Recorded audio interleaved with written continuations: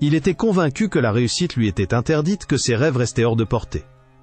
Jusqu'au moment où la vie lui a tendu une dernière chance, une porte entr'ouverte dans l'obscurité. À cet instant précis, il a compris que tout pouvait basculer, que la différence entre l'échec et le succès se joue parfois à une décision, à un seul pas. Il a saisi cette opportunité, contre toute attente, et son destin a vacillé.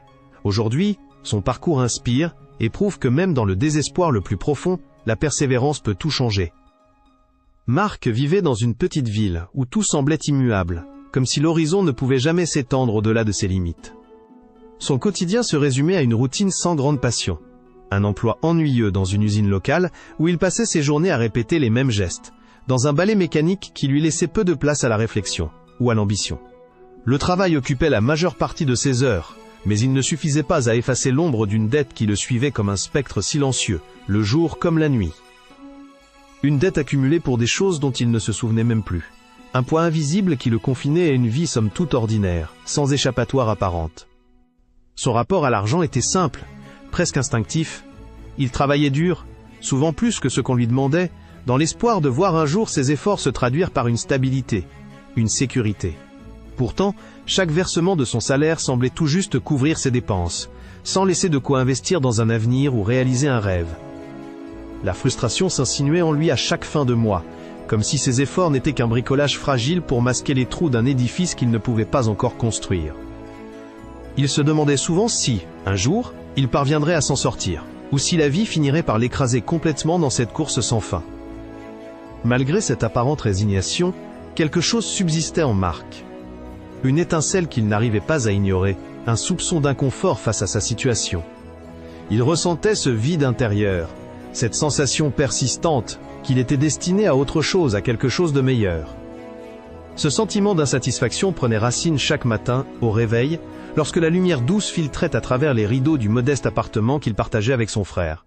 Il se levait avec cette impression de manquer une étape importante, comme si ses journées n'étaient qu'un passage obligé dans une vie qui le retenait prisonnier de ses propres limites. Sa perception de l'argent, du travail, de la réussite, était teintée d'un mélange d'espoir et de peur. Espoir, parce qu'en dépit de tout, il croyait qu'il pouvait y avoir une issue. Peur, parce que chaque échec ou revers semblait confirmer ses doutes. Il n'était pas fait pour sortir de cette routine, pour changer le cours de sa vie. Son regard sur la réussite était empreint de réalisme amer. Il pensait que ceux qui réussissent sont souvent ceux qui ont eu de la chance, ou qui sont nés dans de meilleures conditions. La réussite apparaissait alors comme un horizon lointain, inaccessible, une étoile filante qu'on ne pouvait attraper. Pourtant, cette vie modeste, cette lutte quotidienne, nourrissait en lui un désir secret, un rêve qu'il n'osait peut-être pas encore exprimer pleinement, mais qui bouillonnait dans ses pensées. Une envie de dépasser ses limites, de trouver un sens plus profond à ce qu'il faisait, de se libérer d'un passé qui lui semblait figé. Au fond, il savait que quelque chose devait changer. Il ne pouvait pas continuer comme ça indéfiniment, à avancer en espérant des jours meilleurs sans jamais prendre le risque de se lancer. Il y avait cette étincelle, cette petite flamme d'espoir, même dans l'obscurité de ses doutes et de ses difficultés. Ce soir-là, comme souvent, Marc prit son téléphone pour quelques minutes de distraction avant de dormir. Mais ce soir-là, quelque chose d'inattendu attira son regard. Une publicité défila rapidement, attirant son attention par un mot. Entrepreneuriat. Au début, il pensa à une simple promesse de plus, un de ces messages que l'on balait d'un clic, comme si tout cela n'était pas destiné à lui. Pourtant, quelque chose le fit s'arrêter. La vidéo montrait des visages souriants, des personnes comme lui, qui avaient décidé de se lancer, de prendre le contrôle de leur vie. Une voix douce expliquait. « Et si vous étiez à un clic de changer votre avenir ?» Marc sentit immédiatement ses muscles se tendre, comme une onde de choc qui traversa tout son corps. Il sentit un frisson parcourir son échine, cette sensation rare qui mêle crainte et espoir. Jusqu'ici, il n'avait jamais considéré sérieusement cette idée d'entreprendre, convaincu que sa vie consacrée à une routine sans horizon rendait tout rêve inaccessible. Mais là, il y avait quelque chose de différent. Le message vibrait d'une sincérité qu'il n'avait pas ressentie depuis longtemps. Son regard se fixa intensément sur l'écran.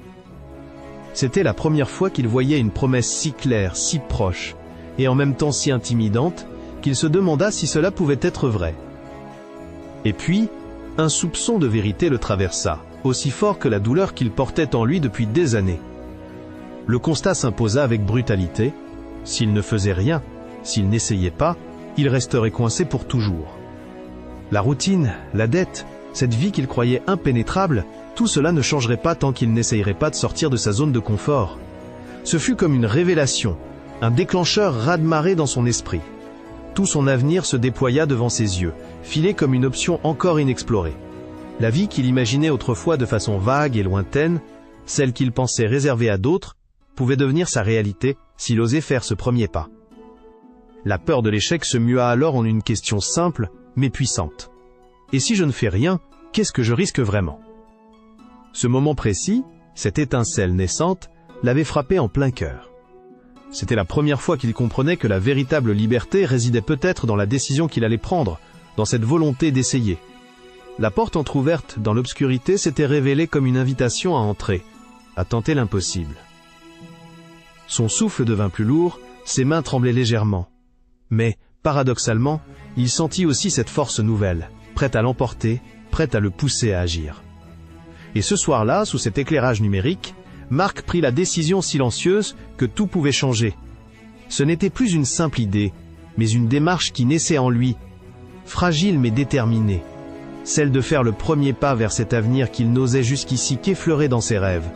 Il prit une de ses dernières économies, ce qui représentait tout ce qu'il avait de plus précieux, et investit dans cette formation qu'il espérait comme un levier, une clé pour ouvrir enfin la porte vers une vie différente. Il se disait que c'était maintenant ou jamais.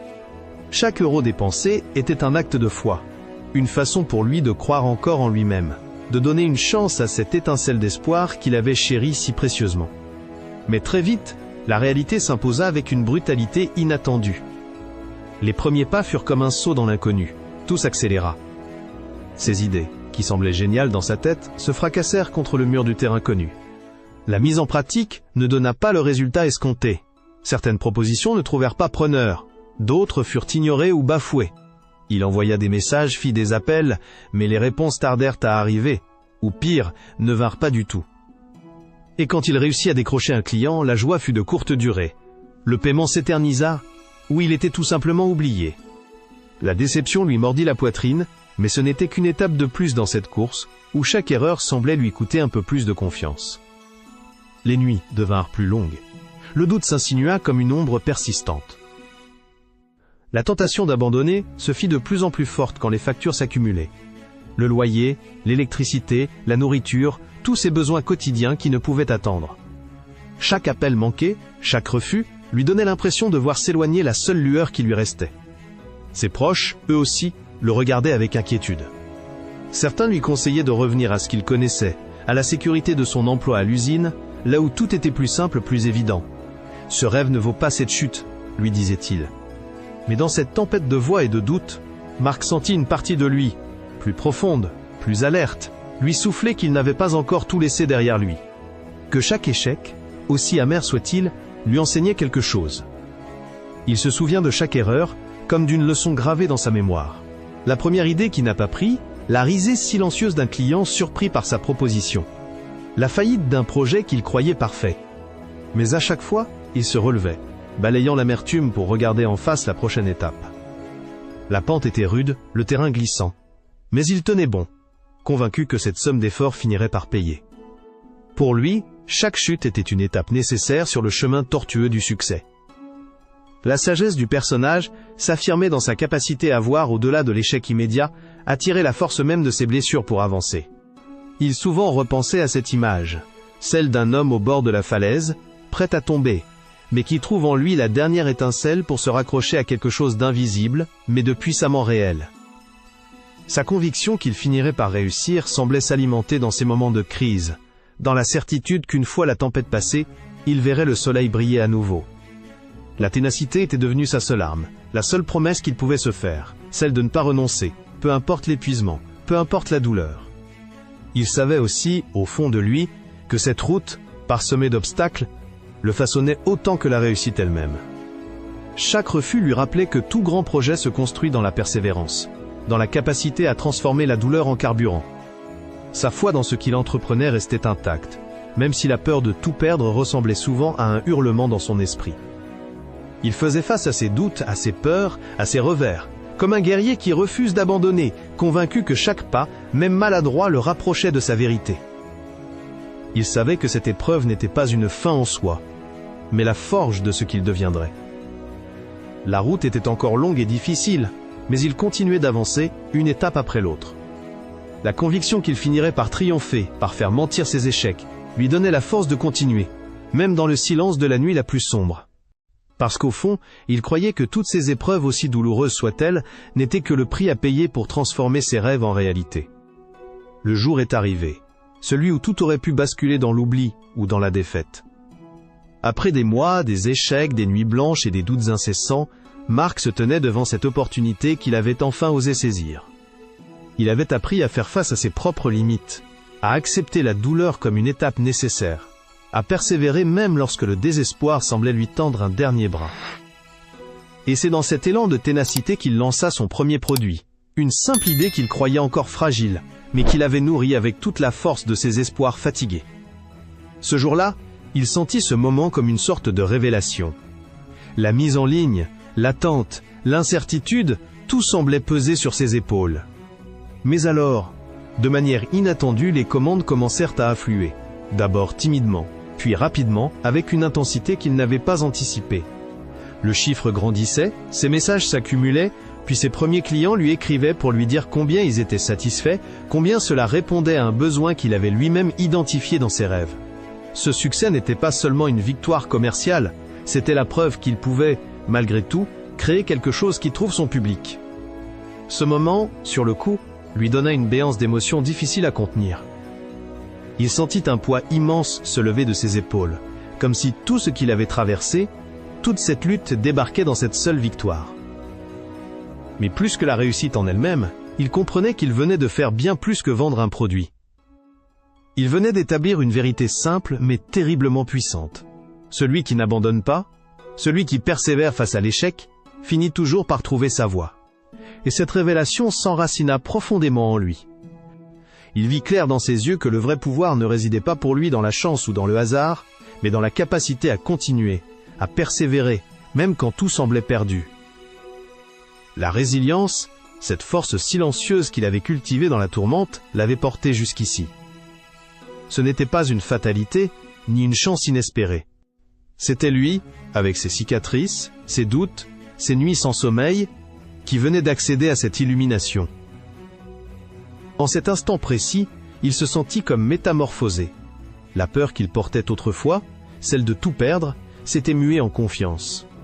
La barrière de ses propres limites venait d'être brisée.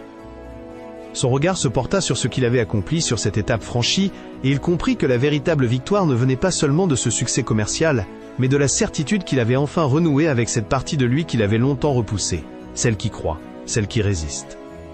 Il se souvenait des jours où il pensait que tout était fini, que ses rêves étaient condamnés à rester au rang de fantasmes inatteignables. Mais cette étape lui prouvait tout le contraire. Tout ce qu'il avait enduré, tout ce qu'il avait traversé pour arriver jusqu'ici, n'était pas vain.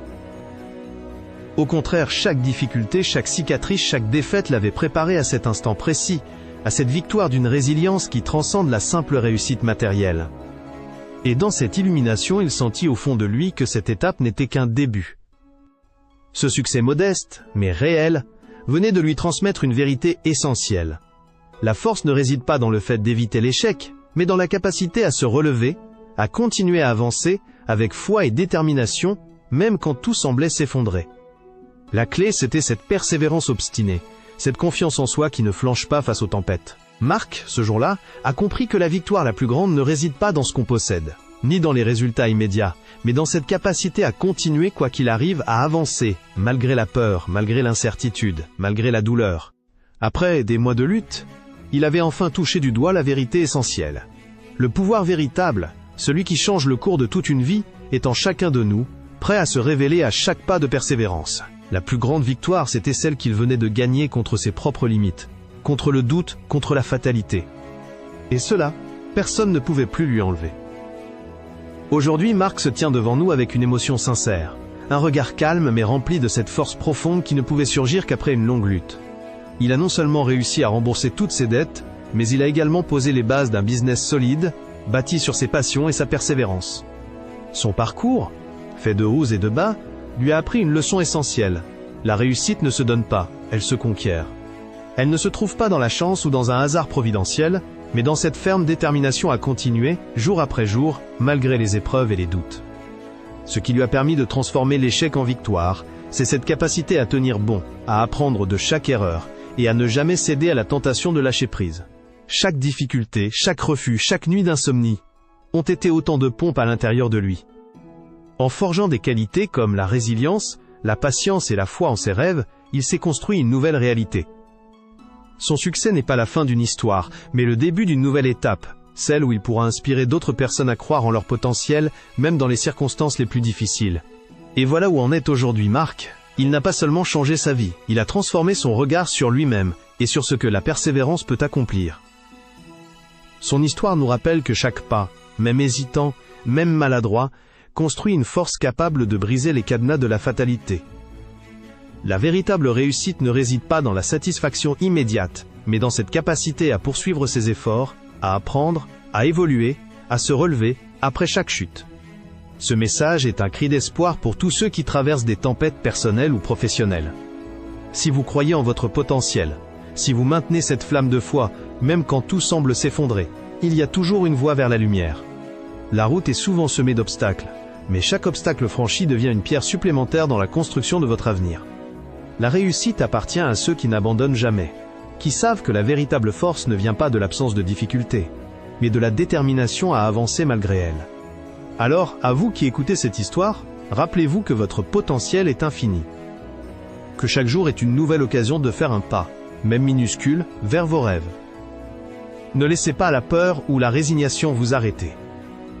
La victoire, celle de la résilience et de la persévérance, se gagne dans l'ombre des épreuves.